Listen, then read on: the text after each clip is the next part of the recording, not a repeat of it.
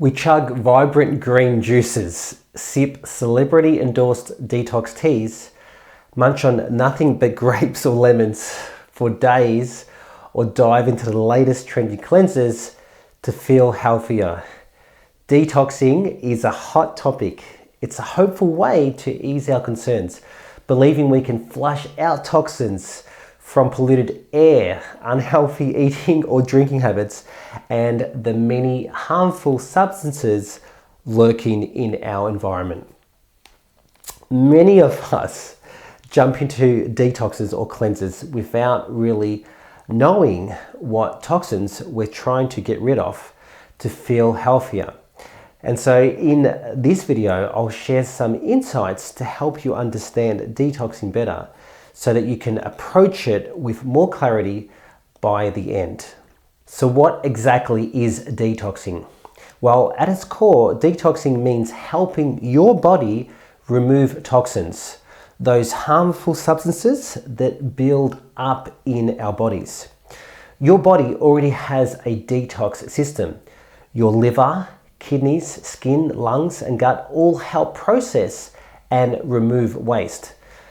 But when that system gets overwhelmed, your body struggles to stay in shape, physically and mentally.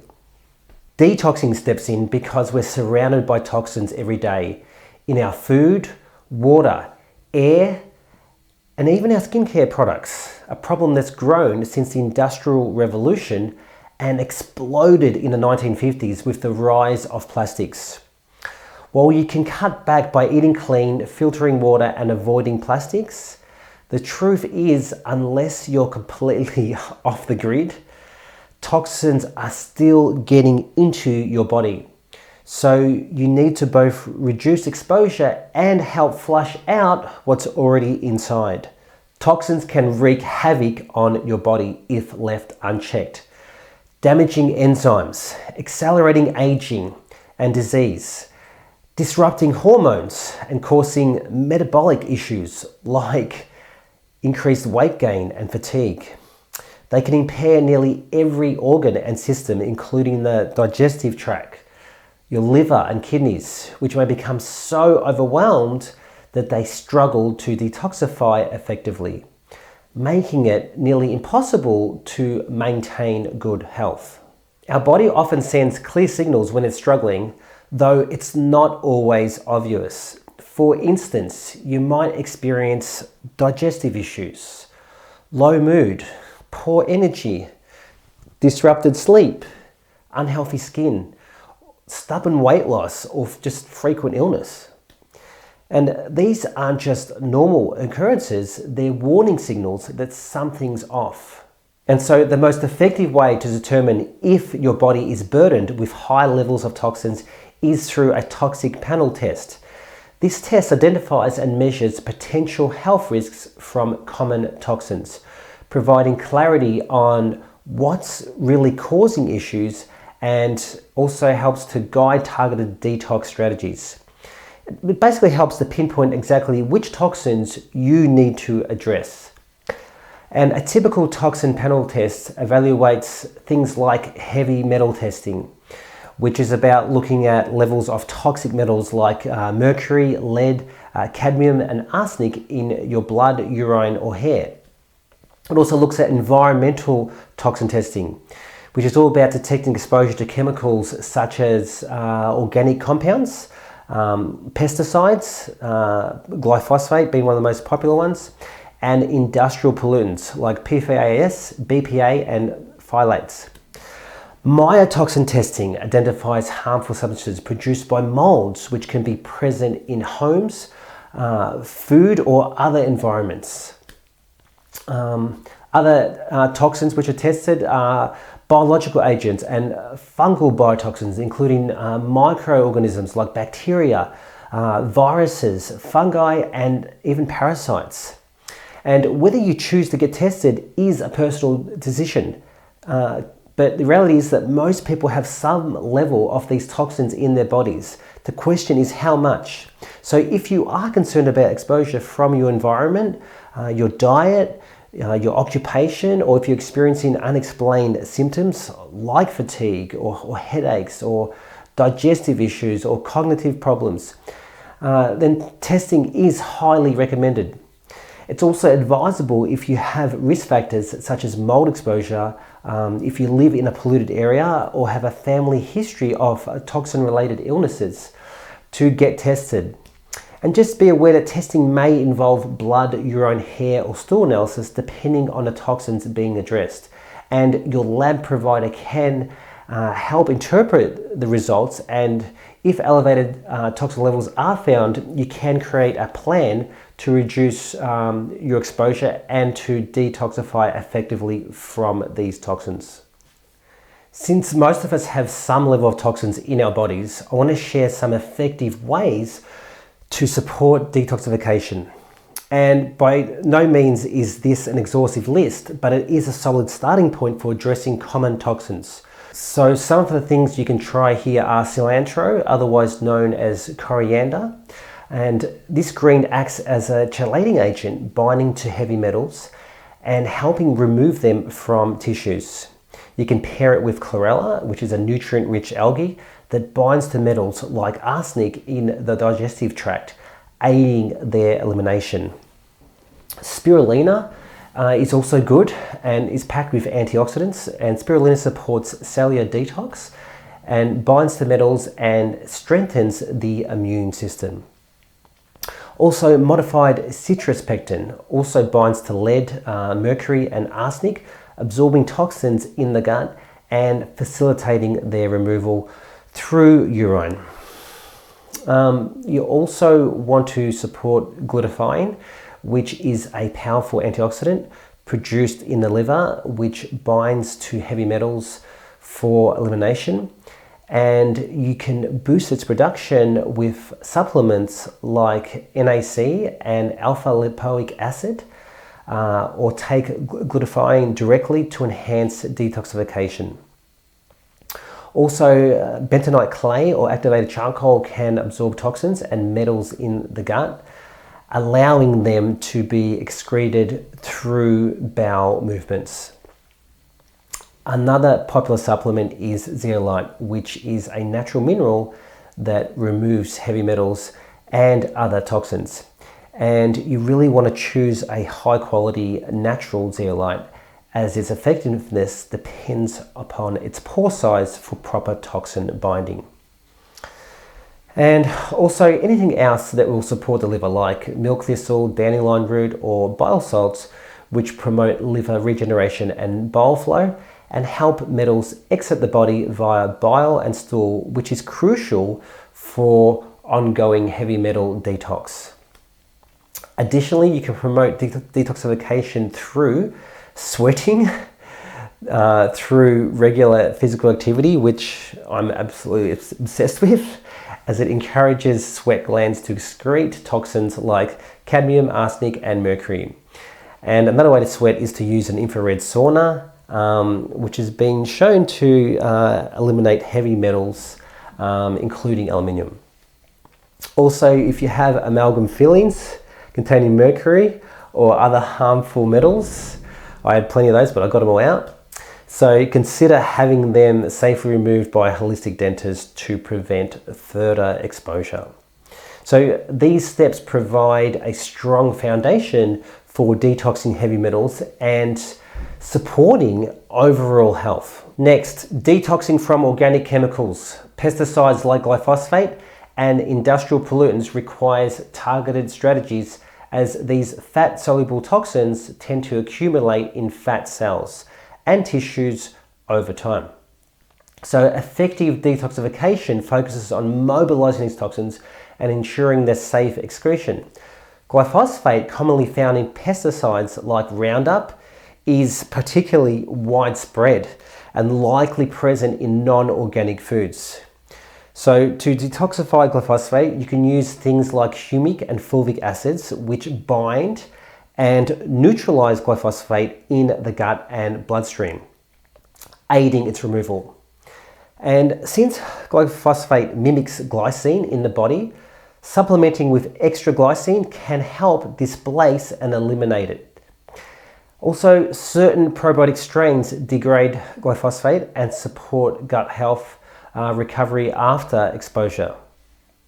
Also, once again, the activated charcoal or bentonite clay can be used to bind to pesticides in the digestive tract and safely escort them out of the body. Next, when it comes to detoxing from industrial pollutants, such as PFAS, BPA, and phthalates, what works best is many of the same things I mentioned previously, such as promoting excretion of toxins via sweating, whether that's exercising or via sauna. Just remember, these toxins are fat soluble and many exit through sweat more efficiently than urine. Glutathione will also help here again by binding to many fat soluble chemicals and boosting liver detox. You also want to use things like the milk thistle and dandelion root here again to help trap these toxins in the bile and escort them out via stool instead of being reabsorbed in the body. Also eat fiber, especially mushrooms and berries, which can support detoxification by promoting healthy digestion and helping remove toxins, including some plastics and related chemicals. Eating fermented foods like sauerkraut, kefir, and natural or like Greek yogurt will further aid detox by supporting gut health with beneficial bacteria, which can actually enhance the body's ability to process and eliminate these harmful toxins. With that said, however, microplastics can cross barriers like the blood-brain barrier, and there really is little evidence that they are naturally removed from the body or brain. And so the most effective approach is to minimize exposure to toxins, including plastics, from the start. And you can check out my video on practical tips on reducing toxin exposure.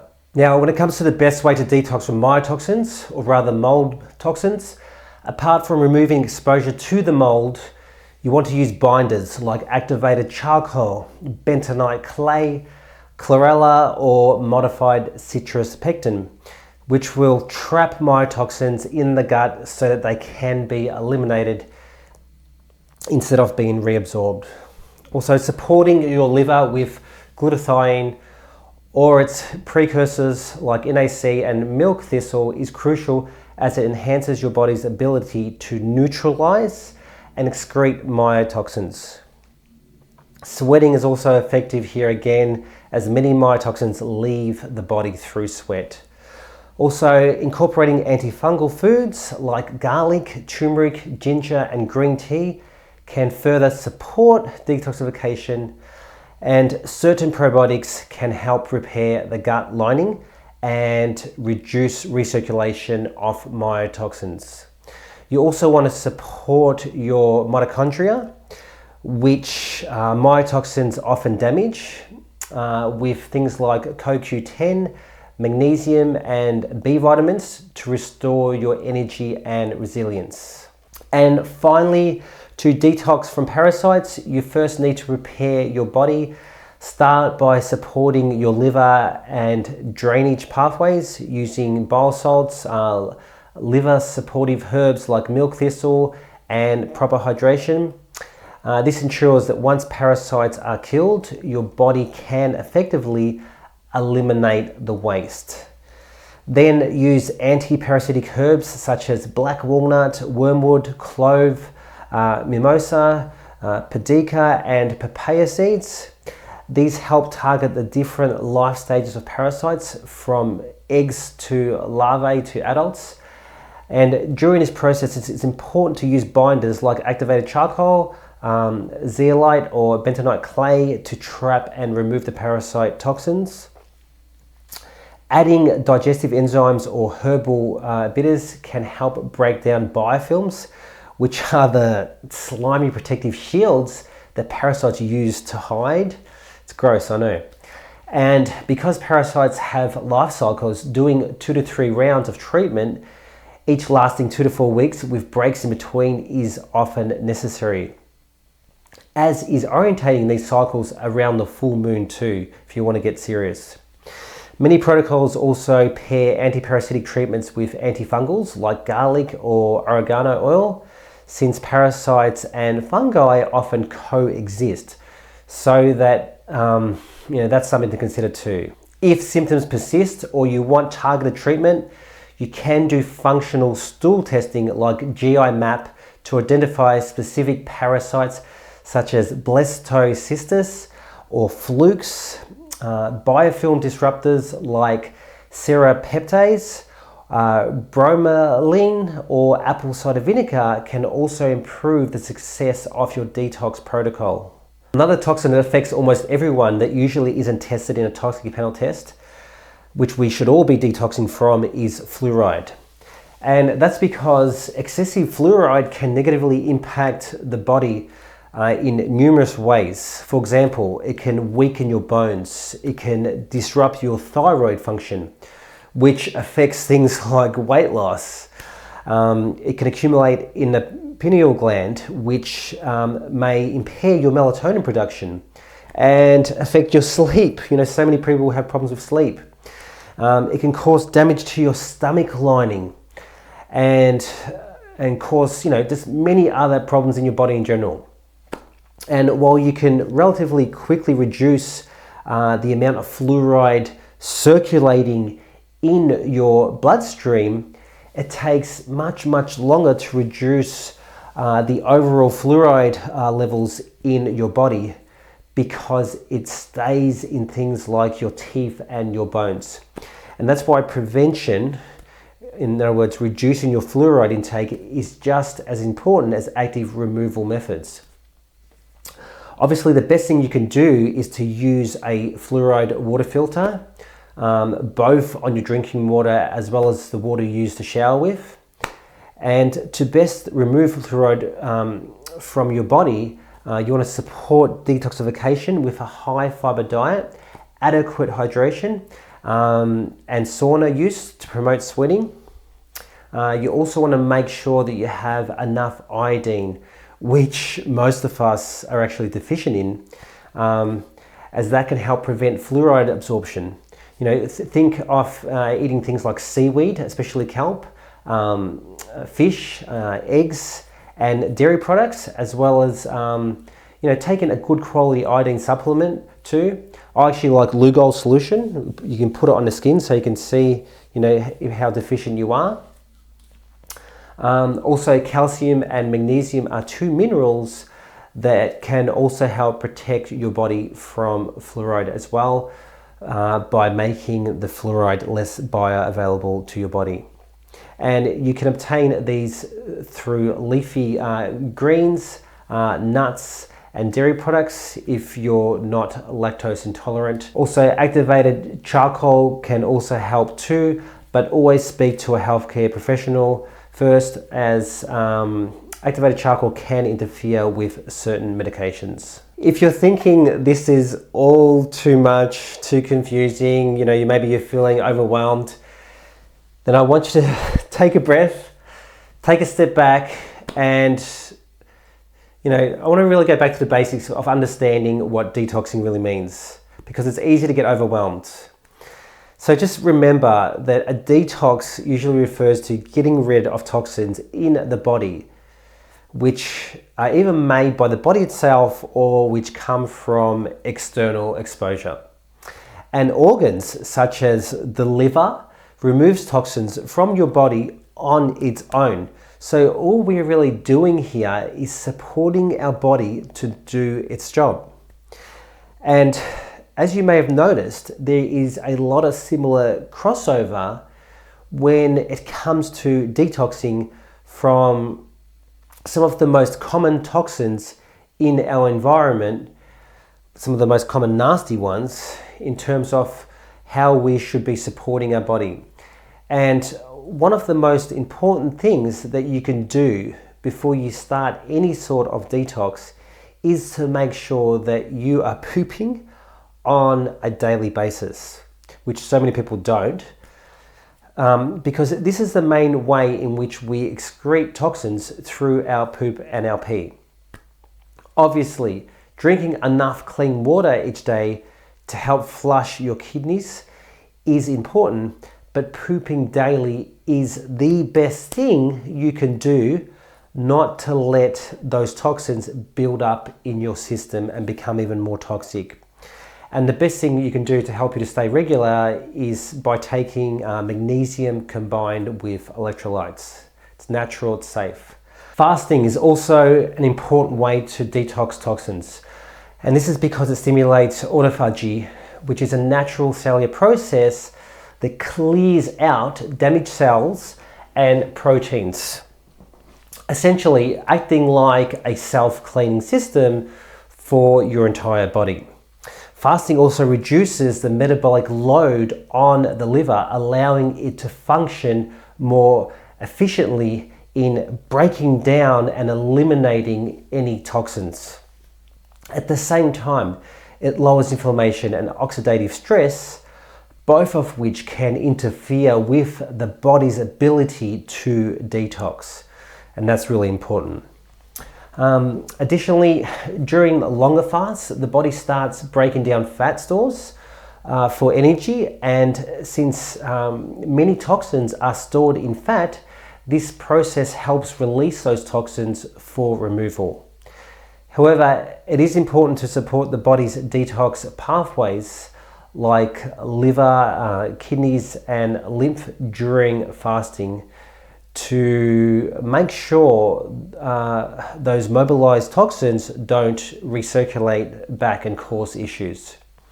Due to their biology, women also need to use more caution and approach fasting differently to men. So seek professional assistance if you're in doubt. And so as you embark on your detox journey, remember not to try to detox from everything at once. You know, if you want to get some tests to determine your toxicity levels, then do so. Regardless, before you start any detox, first thing is to make sure you're pooping daily. Then prep the body. Remember that your liver, right, is one of the most important organs when it comes to detoxing anything. And you need to support it in its role by taking liver support supplements and things like, bile salts and that. And then just start the detox slowly. Detox symptoms are real, and going too fast can make you feel really sick. Just remember, detox is not a race, it's a rhythm. So start simple and stay consistent. Maybe try some exercise. If you're not regularly exercising, do a sauna, fast, and then maybe do a heavy metal detox or whatever your test results indicate you need to detox. Just see how you go, see how you feel. Then down the track, you can go a little bit deeper. Maybe do a parasite cleanse and, see how you feel and function. If possible, work with an allied health professional who knows what they are doing. Remember, staying in your best shape isn't just about the gym or what you eat, it's about what's hiding inside. So let me know, are you making an intentional effort to detox your body on a regular basis? Thanks for watching. Be sure to like, comment, share, and subscribe to learn more about the other essential attributes of staying in your best shape. And until next time, watch what you chew, do what you need to do, and always live true.